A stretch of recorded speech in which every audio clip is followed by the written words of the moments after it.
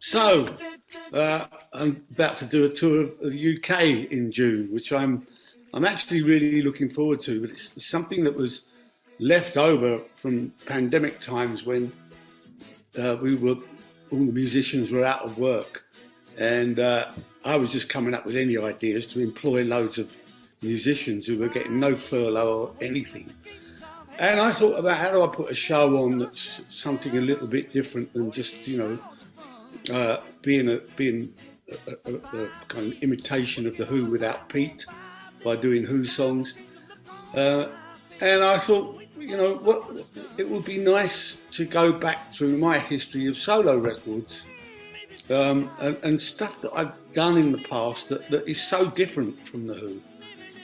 Plus, obviously, I'll do a few of the Who classics, and I thought about what kind of title I would give it. And I remember during lockdown, I suddenly thought, it's been so long since I've been on the stage, I'm going to get out there and I'm going to be so rusty. It's going to be like going, who was I? So that's the title of the tour.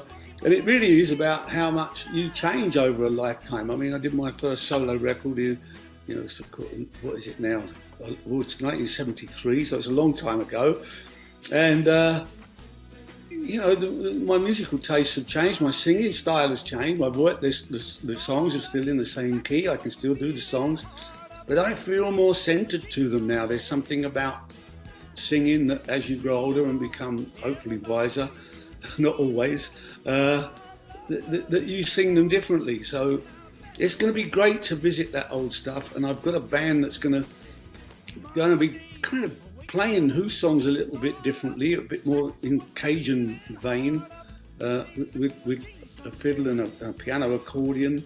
Just like we did a show at the Albert Hall recently for the Teenage Cancer Trust, the Who did, and that was acoustic, and it was completely chaotic because we didn't hardly rehearse because we didn't want to run up a lot of expenses to the charity.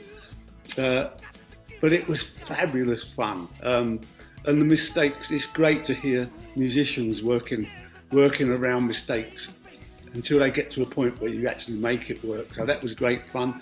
And so I want to keep it loose. It's a band that will grow into at least 9 musicians on the stage at the end. I'm going to do some of that Wilco Johnson stuff I did with Wilco 5 years ago. That was a #1 album. I'm very proud of that album. It was great fun to do. It was made very quickly, back to the roots of blues rock, and I love it. And so all in all, I'm really excited about the show. As for talking to the audience and answering questions, I'm as deaf as a post, so they won't be shouting it up from the floor because I won't hear them. But what we'll do is we'll have a bucket that they can write something down and put it in a bucket, and we'll pick some out. And I'll do my best to answer them honestly without swearing too much, and just have fun. All I want to do is to make sure that everybody who comes to this show has a bloody good night out.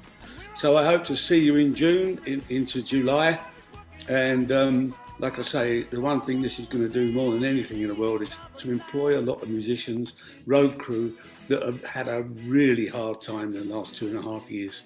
So all the best to you.